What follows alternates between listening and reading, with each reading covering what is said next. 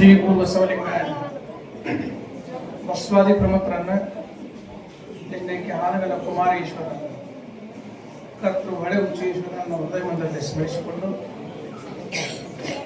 ಪುರಾಣ ಮಂಗಲ ಮಹೋತ್ಸವ ಈ ಸಮಾರಂಭದ ದಿವ್ಯ ಸಾನ್ನಿಧ್ಯ ವಹಿಸಿದ ಆತ್ಮೀಯರು, ಶಿಕ್ಷಣ ಪ್ರೇಮಿಗಳು, ಶ್ರೀಮನ್ ನಿರಂಜನ ಸ್ವಾಮಿ, ಹಳೆ ಉಚ್ಚೇಶ್ವರ ಮಹಾಸ್ವಾಮಿಗಳು, ಹಳೆ ಉಚ್ಚೇಶ್ವರ ಸಂಸ್ಥಾನ ಮಠ ಕಮದಗಿ ಕೋಟೆಕಲ್ ಪೂಜ್ಯರ ಪಾದಗಳಿಗೆ ನಮಸ್ಕರಿಸಿ ಈ ಕಾರ್ಯಕ್ರಮದಲ್ಲಿ ಆಸೀನರಾದ ನಮ್ಮ ಅಂಕಲಿಗೆಯ ಸಂಸ್ಥಾನ ಮಠದ ಪೂಜ್ಯ ಅಮರ ಸಿದ್ದೇಶ್ವರ ಮಹಾಸ್ವಾಮಿಗಳಲ್ಲಿ ಶರಣರು, ಹಾಗೆ ನಮ್ಮ ಗುಳೇಗುಡ್ಡದ ಪೂಜ್ಯರಲ್ಲಿ, ನಮ್ಮ ಅಮರೇಶ್ವರ ಮಠದ ಪೂಜ್ಯರಲ್ಲಿ ಶರಣರು, ಎಲ್ಲ ಅತಿಥಿಗಳೇ, ತಾಯಂದಿರೇ, ಎಲ್ಲ ಸದ್ಭಕ್ತರು ಎಲ್ಲರಿಗೂ ಶರಣಾರ್ಥಿಗಳು.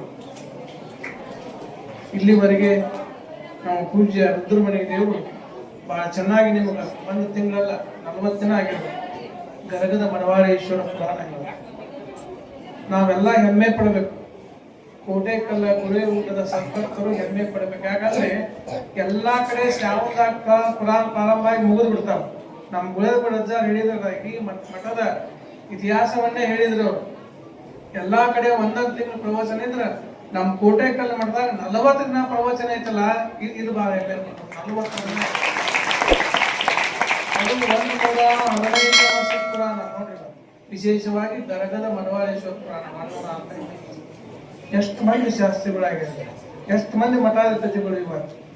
ಅದಕ್ಕೆ ಇವ್ರದ್ದು ಎಲ್ಲರೂ ಹೇಳೋದು, ಹಳಿ ಉಚ್ಚೇಶ್ವರ ಮಠಕ್ಕೆ ಇರ್ತಕ್ಕಂಥ ತಾಕತ್ತ ಯಾವ ಮಠಗಳಿಗೂ ಕೂಡ ಇಲ್ಲ. ಬಹಳ ದೊಡ್ಡ ತಾಕತ್ತ. ಹಂಗ ಭಕ್ತರು ನೆನೆಸ್ಬೇಕು. ನಾ ಎಲ್ಲ ಹಳಿ ಹಿರಿಯರು ನೆನಪಿಸ್ತೇನೆ ಇವತ್ತಿನ. ಯಾಕಂದ್ರೆ ನಮ್ಮ ಪೂಜ್ಯ ಗುಳೇಗುಡ್ಡ ಅಜ್ಜವ್ರು ಹೇಳಿದ್ದು ಬಹಳ ಸತ್ಯ ಇದೆ. ಅಜ್ಜವ್ರು ಚಿಕ್ಕವರಿದ್ದಾಗ ಮಠಕ್ಕೆ ಉತ್ತರಾಧಿಕಾರಿಗಳಿಗೆ ಆಯ್ಕೆ ಆದ್ರು. ನಮ್ಮ 13ನೇ ಅಜ್ಜವ್ರು ಇಡೀ ಮಠದ ಜವಾಬ್ದಾರಿಯನ್ನ, ಕಮದಗಿ ಇರ್ಬೋದು, ಕೋಟೆಕಲ್ ಮಠದ ಜವಾಬ್ದಾರಿಯನ್ನ ನಮ್ಮ ಅನೇಕ ಸದ್ಭಕ್ತರು ಇವತ್ತು ಚಾಚು ತಪ್ಪದೆ ಪರಂಪರೆಯನ್ನು ಎಂದು, ಯಾಕಂದ್ರೆ ಸಾಕಷ್ಟು ಮಂದಿ ನಿಲ್ಲಿಸ್ಬಿಡ್ತಾರೆ ಇವತ್ತು. ನಮ್ಮ ಮಠದ ಪರಂಪರೆ ಎಂದೂ ನಿಲ್ಲಬಾರ್ದು, ಜಾತ್ರೆ ನಿಲ್ಲಬಾರ್ದು, ಶ್ರಾವಣ ಪುರಾಣ ನಿಲ್ಲಬಾರ್ದು. ಎಲ್ಲವನ್ನ ಚಾಚು ತಪ್ಪದೆ ಮಾಡ್ಕೊಂಡ್ ಬಂದವರು ಕಮದಗಿ, ಗುಳೇಗುಡ್ಡ, ಕೋಟೆಕಲ್ ಸದ್ಭಕ್ತರು.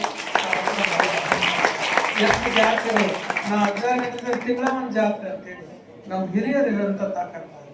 ನಮ್ಮ PS ದೇಸಾಯಿ ಅವರೆಲ್ಲ ನೆನೆಸ್ಬೇಕಾಗ್ತದೆ. PS ದೇಸಾಯಿ ಅವರು ಜೊತೆಗೆ ನಮ್ಮ ರಂಗನಗೌಡರು, ಯಮನೂರಪ್ಪನವರು ನೋಡೋರೆಲ್ಲ ಯಾವ ರೀತಿ ಅವರು ಬಹಳ ಶ್ರಮ ಪಟ್ಟವ್ರು ಈ ಮಠಕ್ಕೆ. ಅನೇಕ ಗುಳೇಗುಡ್ಡ ಹಿರಿಯರು ಕೂಡ ಇದ್ರಲ್ಲಿ ಇವತ್ತು.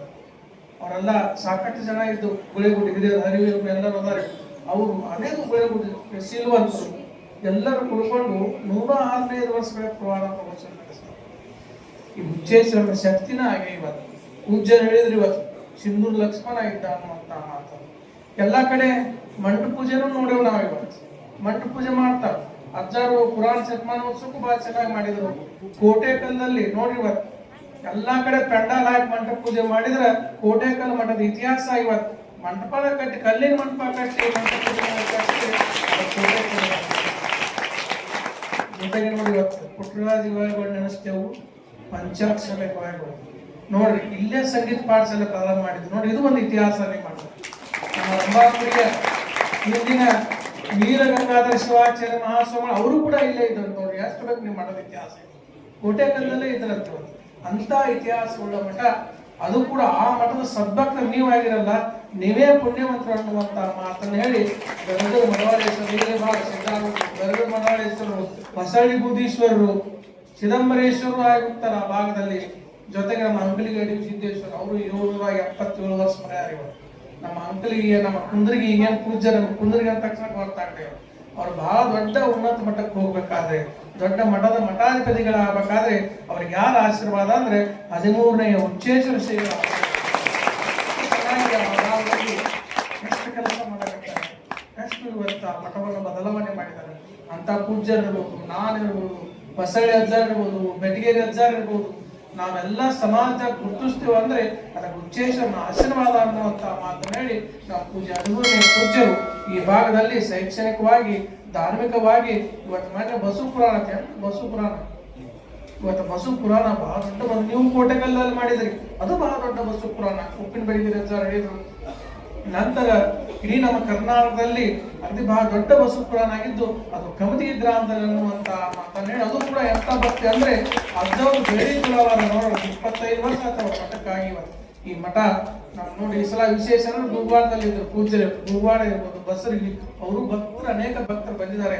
ಎಲ್ಲ ಶಾಖಾ ಮಠಗಳನ್ನು ಕೂಡ ಸುಧಾರಣೆಯನ್ನು ಮಾಡಿದವರು ನಮ್ಮ 13ನೇ ಒಳಿ ಉಚ್ಚೇಂದ್ರ ಮಹಾಸ್ವಾಮಿಗಳು ಅನ್ನುವಂತ ಮಾತನ್ನು ಹೇಳಿ ಆಶೀರ್ವಾದ ನಮಗೆ ನಿಮಗೆ ಎಲ್ಲರಿಗೂ ಸದಾ ಇಲ್ಲ ಅಂತ ಹೇಳಿ ನಾನು ನನ್ನ ಮಾತಿಗೆ ನಾನು